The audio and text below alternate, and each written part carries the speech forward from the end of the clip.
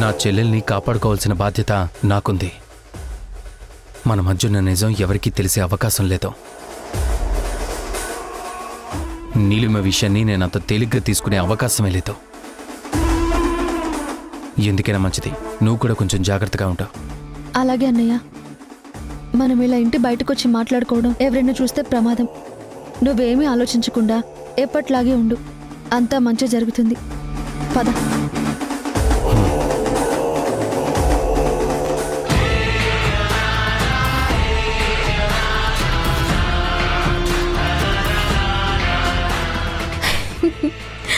మంచి జరుగుతుంది బాను, కానీ నీకు కాదు, నాకు. ఏ ఆధారం కోసమైతే నేను వెతుకుతున్నానో అది ఇప్పుడు నా చేతిలో ఉంది.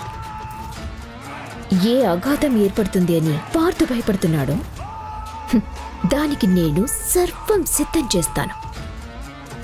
Wish you good luck for me, bad luck for you.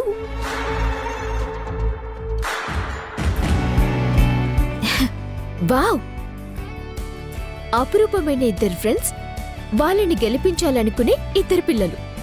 ఈ కుటుంబ కథా చిత్రం చూడటానికి ఎంత బాగుందో.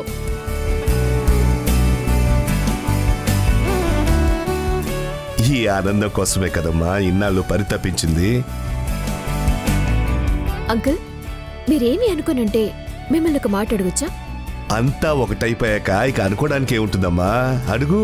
ఆ రోజు మీ అబ్బాయి శివ వీళ్ళ అబ్బాయి రాముని చంపకుండా ఉండుంటే ఈ రోజు ఈ ఫ్యామిలీలో ఇద్దరు ఉండేవారు కదా.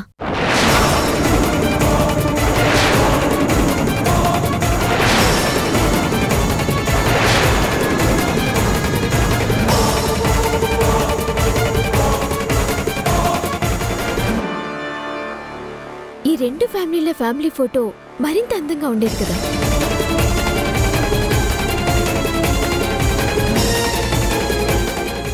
నీలిమా, ఇప్పుడు ఆ విషయం ఎందుకు గుర్తు చేస్తున్నావు? నీలిమా, మర్చిపోతున్న గతాన్ని మళ్ళీ గుర్తు చేయకు. నేనేమీ బాధ పెట్టాలని అనడం లేదు కార్తీక్, క్యాజువల్గానే అడుగుతున్నాను.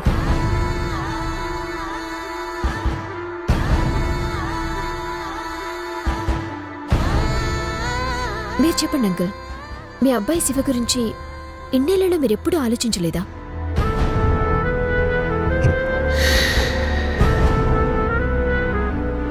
మర్చిపోతేనే కదమ్మా గుర్తు చేసుకోవడానికి. తల్లిదండ్రులకి వాళ్లు పోయేంత వరకు వాళ్ల పిల్లల గురించి మమకారం చావదమ్మా. వాడు మమ్మల్ని వదిలి ఎప్పుడో వెళ్ళిపోయాడు. ఇక వాడెప్పటికీ రాడని మేమందరం ఓ నిర్ణయానికి వచ్చేసాం.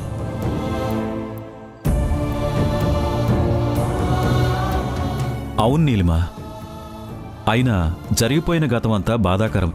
దాని గురించి ఇప్పుడు ఆలోచించడం కూడా అనవసరం. అయినా కనిపించిన వాడి గురించి ఎందుకమ్మా అడిగి వాడిని బాధ పెడతావు?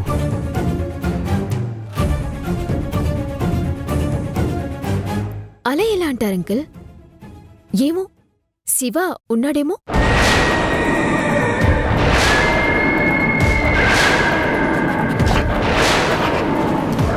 మిమ్మల్ని వెతుకుంటున్నాడేమో. ఒకవేళ తను మనకి దగ్గరలోనే ఉన్నాడేమో.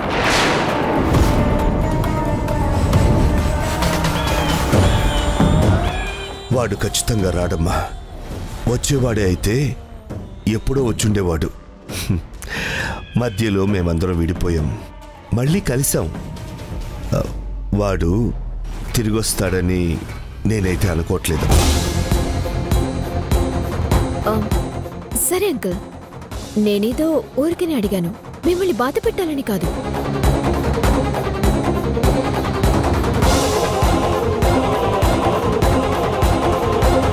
మీరెంత చెప్పినా నాకిక్కడెక్కడో ఉన్నాడన్న అనుమానంగానే ఉంది.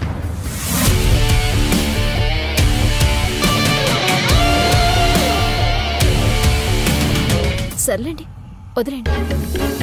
Good night uncle, good night.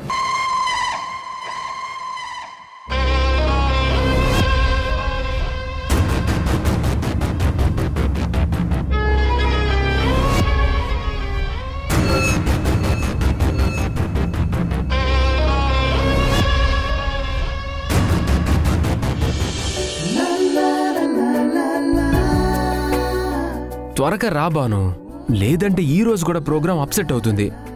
పెళ్ళై 2 ఏళ్లైనా బ్రహ్మచారిగా ఉన్నది బహుశా నేనేనేమో.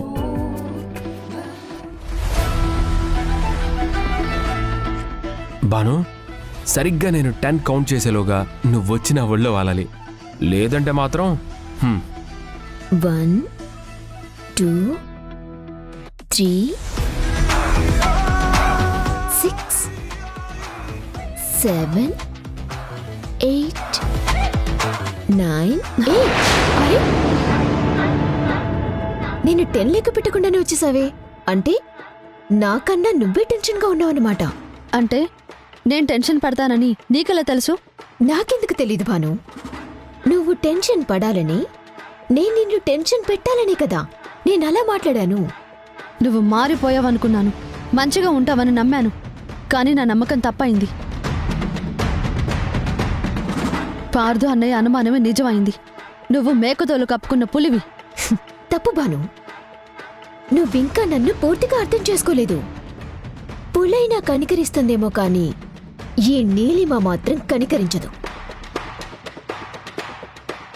చూడు భాను, నీకొక చిన్న కథ చెప్తాను విను. పూర్వకాలంలో మనుషుల్ని తినే బ్రహ్మరాక్షసులుండేవి.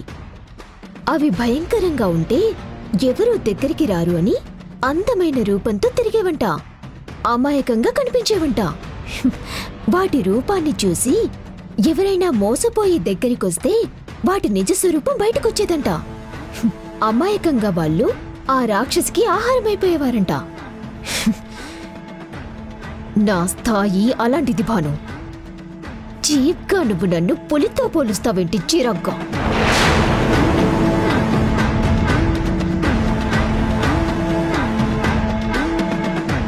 బాను, బాను, బాను, బామా, బాను చూసావా? చూశాను. ఎక్కడుంది? తెలీదురా. మరి చూశానన్నావు కదా. ఇప్పుడేంట్రా, అది పుట్టినప్పటి నుంచి చూస్తూనే ఉన్నాను. బా, అది కాదు బామ్మ, తనింకా రాలేదని ఎదురు చూస్తున్నావా? ఎదురు చూపుల్లో కూడా ఒక ఆనందం ఉంటుంది. నిన్ను అడిగాను కదా, నా చెప్తే నన్ను కొట్టుకోవాలి. మా ఆయన కూడా ఇలాగే అనేవారు. నీకన్నీ ఆయన పోలికలే వచ్చాయి. వెర్రి సన్నాసి. బాను, నువ్వు నవ్వు ఆపు నీలిమా. ఇందాక అత్తయ్య దగ్గర అనవసరంగా నాన్న దగ్గర శివ అనే ప్రస్తావన ఎందుకు తీసుకొచ్చావు? అనవసరంగా కాదు భాను, అవసరంగానే తీసుకొచ్చాను. అసలు నీ గురించి నువ్వేమనుకుంటున్నావు? హా, నువ్వు ఏదైతే అనుకుంటున్నావో నేను అదే అనుకుంటున్నాను. అయితే ఏంటి? నీ మాటలు చాలా కొత్తగా ఉన్నాయి నీలిమా. వినడానికి చాలా చిరాగ్గా కూడా ఉన్నాయి. నిజాలెప్పుడు అలాగే ఉంటాయి భాను. ఏంటా నిజం? హా, నాకొక విషయం తెలుసు. అదేంటో నీకు తెలుసు కానీ నువ్వేమో అందరి దగ్గర అంటే చివరికి నిన్ను ప్రాణంగా చూసుకునే కార్తీక్ దగ్గర కూడా దాస్తున్నావని తెలుసు. అదేంటో నీ నోటితో నువ్వే చెప్తావా, లేకపోతే అందరి దగ్గర నన్ను అనౌన్స్ చేయమంటావా? Choice is yours Bhanu.